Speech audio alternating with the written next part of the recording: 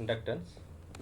In the last presentation, we discussed about induction, self-inductance, and mutual inductance. In this presentation, we will be discussing coefficient of coupling and dot convection. Okay. First, let us see coefficient of coupling.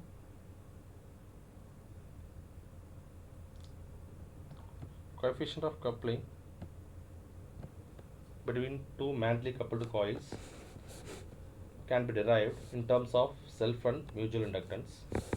So first of all, we must know what is coefficient of coupling. So coefficient of coupling, normally denoted by letter K, or it is called as magnetic coupling, is defined as the fraction of total flux produced by one coil linking the other coil.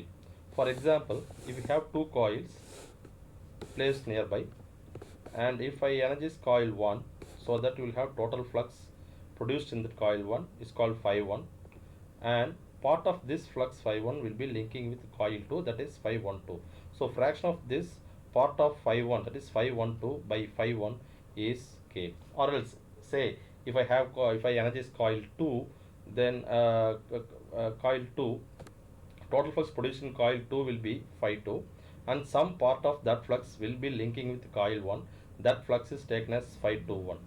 So the ratio of that phi 2 1 to phi 2 is called as coefficient of coupling or magnetic coupling.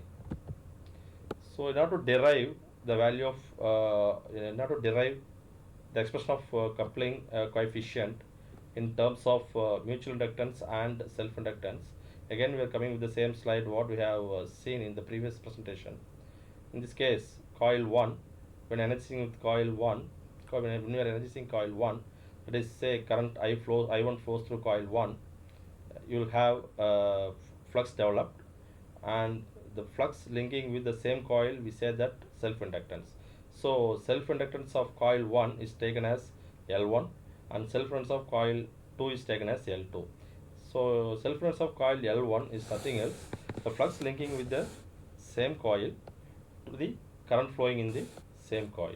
So self inductance of coil 1 can be given as L1 is equal to number of turns in coil 1 into total flux developed in coil 1, that is phi 1, divided by current flowing through the coil 1, that is I1. Similarly, you can say self inductance of coil 2, in this case current flowing through coil 2 will produce total flux phi 2, and number of turns in coil 2 is N2. So the self inductance of coil 2 can be given as N2, flux linkage N2 into phi 2, that is N2 into total flux developed is phi 2. N2 phi 2 divided by current flowing through coil 2. So that is your self inductance of coil 2. So from the derivation of mutual inductance, already we have seen a derivation of mutual inductance. We have expressed mutual inductance in terms of number of turns and flux linkage. So in the previous presentation, from the previous presentation, equation 4 and 8 gives that expression. So we discussed this one in the previous slide. M is equal to M is equal to, if I am energizing coil 1, then mutual inductance can be given as N2. Sum of the flux phi 1 linking with coil 2 is phi 1 2 divided by I1. That is flux linkage in coil 2 divided by current in coil 1. That is our fourth equation in the previous slide. And self inductance, mutual inductance, when we are energizing coil 2, we get N1 phi 2 1 divided by I2. Flux linkage in coil 1 divided by current flowing through the coil 2. So N1 phi 2 1 divided by I2. So these two expressions we have discussed in the previous presentation. So to get K value in terms of M and L1 L2, we have to make some simplifications. So now let us do one simplification. Just multiply equation 4 and 8, so that we get M square is equal to N2 phi 1 2 by I1 divided by N1 phi 2 1 by I2, where again we can simplify phi 2 1 can be written as K phi 1. When we are starting this coefficient of coupling, we discussed what is coefficient of coupling. We said that K is equal to phi 1 2 by phi 1, or K is equal to phi21 by phi2. So from that we can take phi12 as k phi1 and phi21 as k phi2. Just substitute this phi12 and phi21 as k phi1 and k phi2 in our expression, above expression, so that we will get m square is equal to n2 k phi1 by I1 plus n1 k phi2 by I2. Now we segregate the things. So m square is equal to k into k square, n1 phi1 I1 into n2 phi2 by I2. So now we know that what is this n1 phi1 I1. This is self-inductance of coil 1, and this one is n2 phi2 I2. This is self-inductance of coil 2. So now we replace that. So m square is equal to k square L1 L2. Therefore k square is equal to m square by L1 L2. So if I want k, just take square root on both sides. So we'll get k is equal to m divided by root of L1 L2. So equation 11 gives the value of coupling coefficient in terms of self and mutual inductance. So the maximum value of k will be 1. 1 is the maximum value of k. Okay. So if the two coils are, if we take that, if the two coils are placed very close to each other, then or very nearby, then the coils are said to be well magnetically coupled, and k value will be definitely high, but not greater than 1. Okay. So now let us move to the next.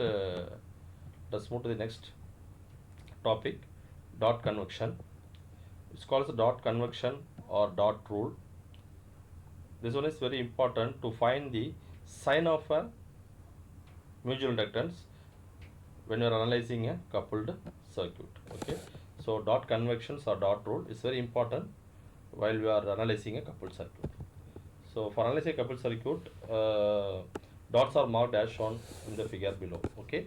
You can see here these dots, either it can be here or it can be here. Okay. That's what idea here. Okay. Here it can be here or here. Okay. So if we assume that if the current in both coils enters, if current in both coils, say current coming to the coil is like this, and in this case current coming towards the dot like this, entering the dot, then dotted end, then we can say that sign of mutual inductance is positive. Okay. So we have marked it, if we have marked like this, and if current enters coil 1 like this and enters here and goes like this, and similarly in this case if current enters like this and goes like this, then we say that dot enters the dot. Or if current in both coils leave the dotted end, then also we can say M is positive, mutual inductance is positive.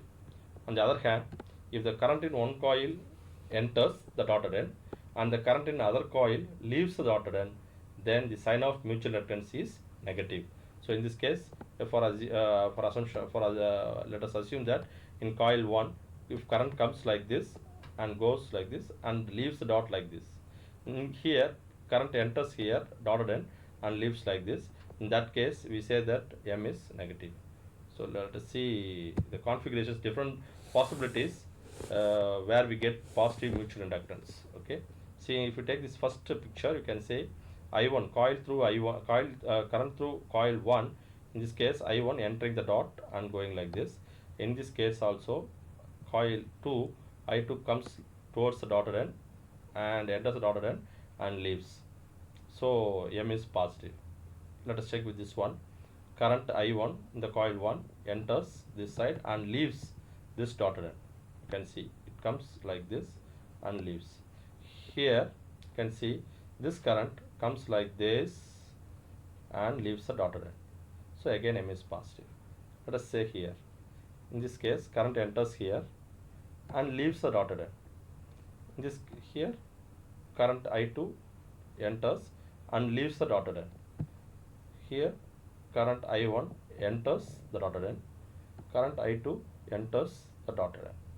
Similarly here current enters the dotted end, current leaves the dotted end. So in this way, once current either current in both coils enters the dotted end or both currents leave the dotted end, we assume mutual inductance as positive. The sign of mutual inductance will be positive. So This is for negative mutual inductance.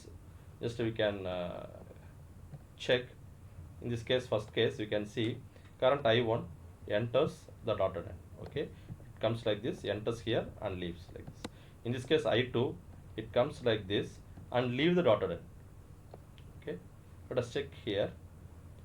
Current I1 enters here and leaves the dotted end. In this case, see coil 2, current enters the dotted end. So current leaves the dotted end, current enters the dotted end. Similarly, all cases you check one by one. You can go through it. Check one by one. You can find one from in one coil current enters, in other coil current leaves the dot. So in that case, we say the sign of mutual inductance is negative. So let us assume the above things, and we'll try to form the equation for the given circuit here. See, circuit coupled coils are given here, coupled circuit given here. In this case, you can see two coils are energized, two coils are shown with the dots, and each coil is energized with separate sources. Here it is E1 variable voltage source, and here it is E2. So current starts as far as this coil is concerned, current flowing through this coil is I1, and current flowing through this coil is, or this circuit is I2. So if you write a voltage equation for these circuits by applying Kirchhoff's voltage law, then you can say sum of potential rise is equal to sum of potential drop. So in this case, if you take for coil 1, E1 is equal to sum of the potential rise is only one voltage source here, so E1 is equal to sum of the drop is, here it is I1 into R1 drop plus self-induced EMF. So induced EMF due to self-inductance, plus that is plus L1 dI1 by dt. Okay, and this coil will have some mutually induced EMF because of the current flowing through this coil 2. So that can be taken as M dI2 by dt. dI2 by dt. So this plus sign, this why we are putting, or why we are assigning plus here, because in this case current I1 also entering the dot and I2 also entering the dotted end. Similarly, if you are writing a voltage equation for this circuit, okay, coil 2, then E2 is equal to I2 R2. E2 is equal to drop I2 R2 plus self-induced EMF here, that is L2 dI2 by dt, plus some mutually induced EMF here because of current I1. So that is plus M dI1 by dt. Again, this plus sign here only because of the concept current enters the dot in both coils. Current enters the dotted end in both coils. Okay. So with this, we have completed two more topics in inductance. We will be discussing conductively coupled coils in the next presentation. Thank you.